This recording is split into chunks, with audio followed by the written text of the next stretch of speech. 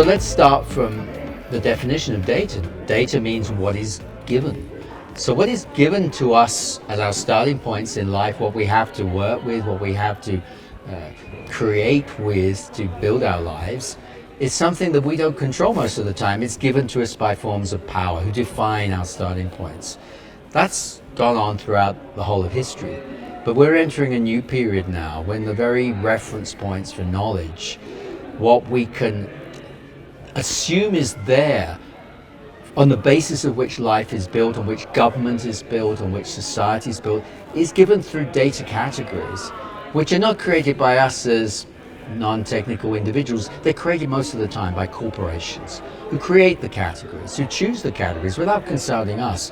So the core thing about data is this is a profound revolution in the very nature of power, the very nature of the social elements of power. That is what data is about. It's not a technical issue. It's a social issue, but it's disguised as a technical issue. That's why we need a social discourse about it, to bring it out into the open, what is going on to all our lives and how they're connected. Well, at one level, people know about this because they know that if, let's say, they mistype their password trying to go into Facebook or Twitter or WeChat or whatever it is, they can't access the platform, even though they may need to urgently. They can't access their friends. So they know they don't have control about what counts as valid registration for a platform.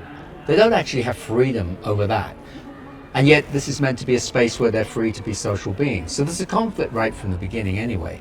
But of course, that's normally covered over by the sense we have fun on platforms. We have fun doing all the things with sending photos to each other and so on. So most of the time we forget about those power issues, but actually they come home when, for example, it's your employer who's defining whether you have access to the common work platform that you depend on to do your work in order to be paid. It comes out when, for example, your employer is saying, well, you need to get a Fitbit so that you can get the work insurance that's on offer in your employment, and unless you submit to the terms of Fitbit, which you absolutely don't control, you won't be able to get the health insurance you need to be safe at work. That's where the power issues start to come in, and especially, of course, when you're doing things like crossing a border, when you have absolutely no control over the data processing that goes into defining whether you're a valid passer across a border or whether you're not. This is an example how data starts from the things that seem like fun, but the power relations affect every type of relation that we have, and therefore we have to follow it to the situation where things are absolutely not fun and where it's your conditions of life that are actually being shaped by forces very distant from you. This process of datafication is happening all over the world. Basically anyone who uses a digital platform is part of this. Large parts of the world are using digital platforms. It's true that by no means all the world have a smartphone, but they may have a dependency on facilities that are offered mainly through smartphones. They may need someone in the family to have that access. They may depend on having to go to a place where they can get that access. So these things are uneven.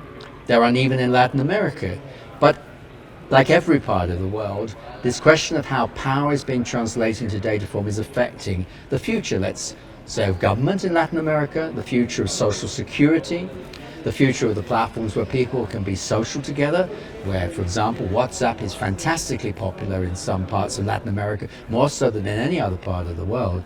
So Latin America is affected in particular ways, and it's a very good place from which to think about these questions for one other reason, which it is the place from which historical colonialism started.